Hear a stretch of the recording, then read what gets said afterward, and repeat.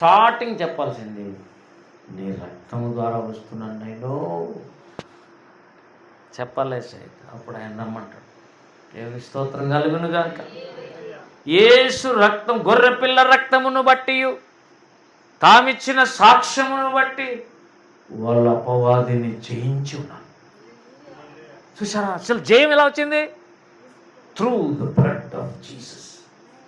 రక్తం ఉందే నీకు జయం. నువ్వు రక్తాన్ని ఆశ్రయించటం లేదు కదా, ఓడిపోతున్నావు, ఇంకా ఓడిపోతావు. కాబట్టి ఈరోజు ఏం చేయాలి? త్వరపడి అంటానులే, మనం ఎవరికొరకు చెప్పుకోపోరా నేను, పెద్దోళ్ళకు వాళ్ళకి పెద్దోళ్ళకి చెప్పు, పంచాయతీ పెట్టిపో అంటానులే. ఇప్పుడు మన పంచాయతీ ఇదే, దేవుడికి చెప్పుకోవాలి. నా పరిస్థితి ఏం లేదు, కొన్ని రోగాలు పోకుండా ఉన్నాయి, కొన్ని సమస్యలు పోకుండా ఉన్నాయి, కొన్ని స్థితిగతులు మారకుండా ఉన్నాయి. ఎందుకు? నేను రక్తాన్ని నమ్మలేపమ్మా. కాబట్టి ఫస్ట్ ఏం అడగాలి? రక్తమును నమ్మునట్లు హేబేలు ఆత్మ నా మీద పంపు. హేబేలు మీద ఉన్నట్టు విశ్వాసం నా మీద.